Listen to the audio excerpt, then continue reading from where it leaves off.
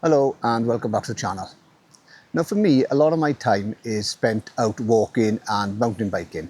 And as a solo creator, I like to travel as light as possible with the least amount of equipment. But there are times where I need to capture a shot of myself, and this is where my DJI Neo comes in handy. Now, a few weeks ago, I did go out for the day walking, and the idea was to capture as much cinematic footage as I could just using the Neo and the mobile phone app.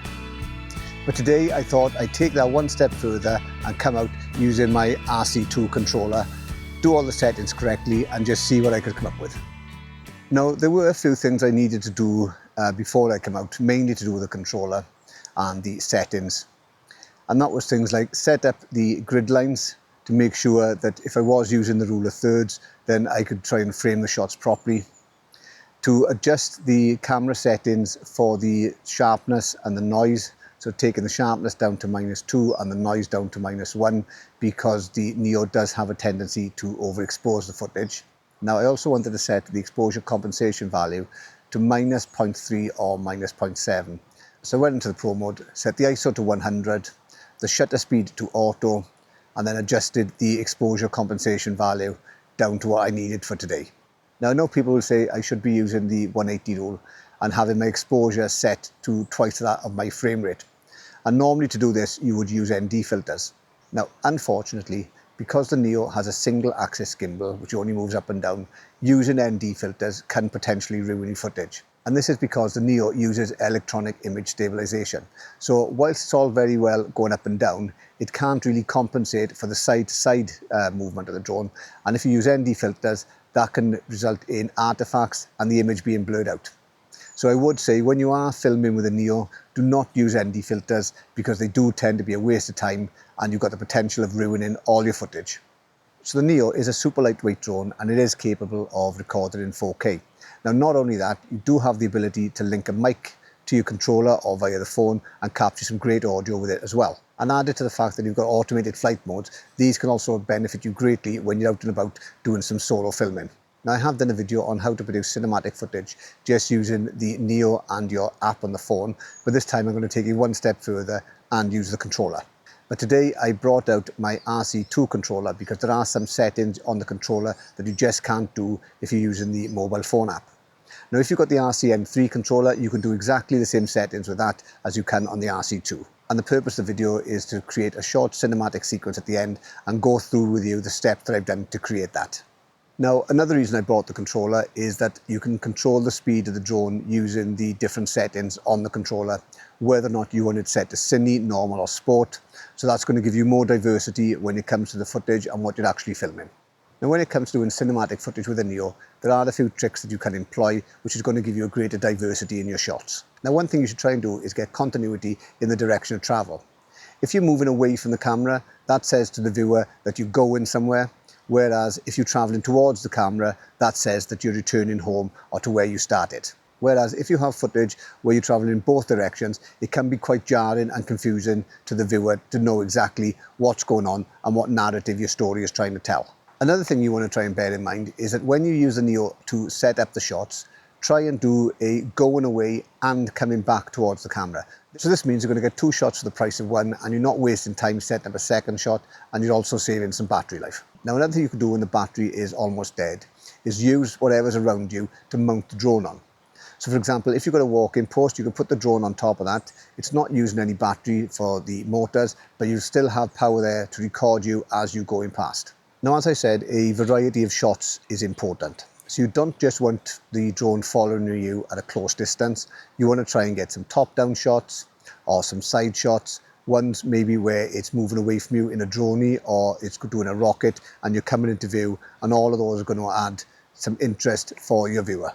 But remember, when you are filming yourself, make sure that you record longer than you think you're going to need, because there's nothing worse than you walking into a shot, walk in for a few feet thinking that you're out of shot, and then you get home and you find that you're still in the middle of the shot, turning around, walking back to the drone.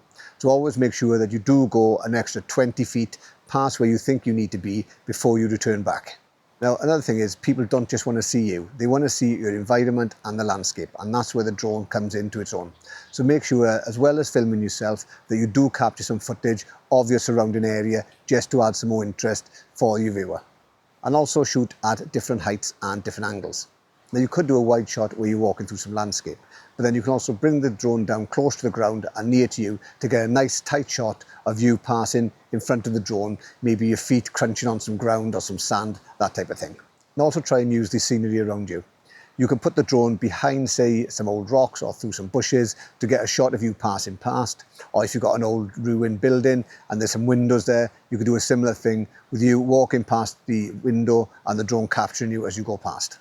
So a good rule of thumb is to do 2 long shots, 2 medium shots and 2 tight shots. And then follow that by 1 shot from a unique angle. Now with a drone, it's ideal for that because you can do things like a top-down shot, or you could use one of the automated moves, maybe a zoom out or a rocket or an orbit, just to add more interest to your filming. Now another thing you should consider is the composition of your shots. And if you do this, try and use the rule of thirds. Now, as I said earlier, the drone does have the ability to add grid lines, and with the rule of thirds, it means that you can position your subject within those lines either horizontally or vertically, and that's going to give your footage more interest as well. And also try and use lead-in lines. So this means that the scenery around you is bringing your viewer's attention along to what your main subject is. So this could be you walking along a path or going across a bridge. Another thing you could do is a cutaway shot.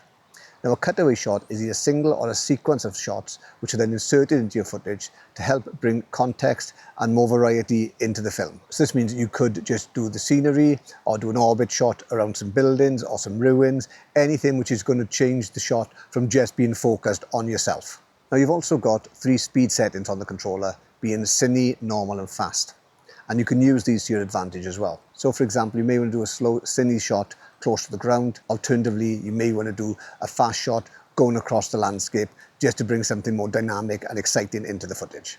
Now, another thing no one ever mentions when you're a solo creator is the minute you sit down, it starts to rain. So you end up having soggy sandwiches like this and insects crawling up your leg. So I will take this opportunity to ask if you could do the like and subscribe and the notification bell. That would be greatly appreciated, and maybe I could get over the 500 subscribers. Thanks. Soggy. Great, it's finally stopped raining. Now, another option you've got when using the controller is to employ cruise control. So this will mean that when the drone is traveling at a specific height and speed, you can press the C1 or C2 button or the FN button depending on what control you've got, and that's going to lock the drone onto that trajectory. Another important aspect of your footage is choosing the right soundtrack.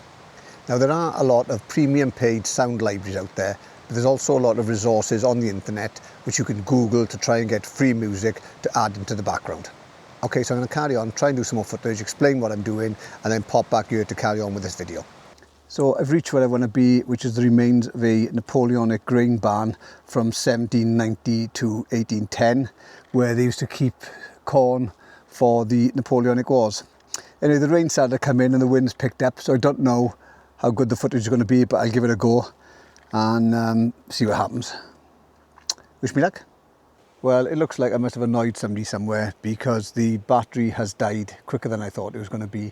The wind has picked up, so the Neo was being blown all over the place, so I couldn't really get any proper stable footage like I planned. So I'm going to see what I've got anyway and try and make the best of a bad situation.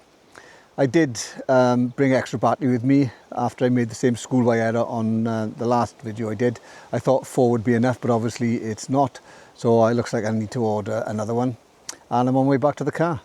Catch you soon.